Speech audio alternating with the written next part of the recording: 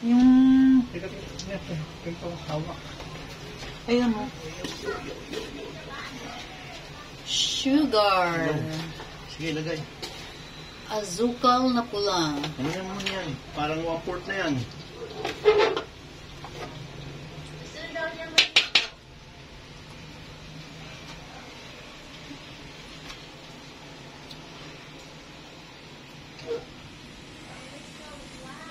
Oh. Cute. Wow. Ang maganda yung malangkit niyan. Mahal na nga ngayon malagkit dati. Magkano yan? Parang 105 siguro to. 105 na yun. Nakikita ko dun sa daanan. Sungsung yun, 100 dati. Sungsung ngayon. 80 yung binibili natin ng 105 na lahat. Dito.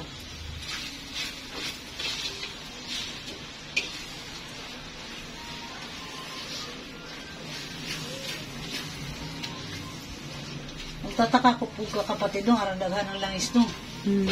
Samantalang konti lang naman yung langis na yun. Pero pagka... Kunti lang yung ano, pangalan yan, gata ng nyug. Oo nga, pero ang dami. Pag naitos, ano ang daming ano, mantika oh. ang daming oil. Ganda pa ng pagkasain. Kaya gusto ko sa rice cooker magsahin kasi pag hindi sa rice cooker, ang dami na ano, dami na sunog. Dahil tutok. Minsan pa nahihilaw. Ulirot ba naman yun? Ayan yung kanina. Yung ano natin, pina-brown natin para lumabas ang mantika. Yan yung langis, gata ng nyug. Yan yung pambudbud natin mamaya. Ayan na guys, ang ating biko. Bex.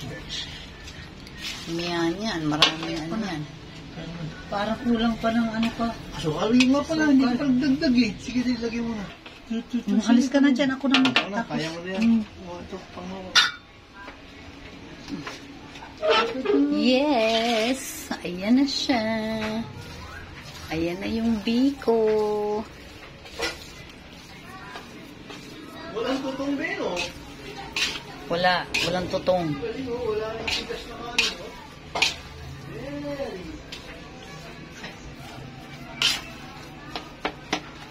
Ayan lang guys. Thanks for watching.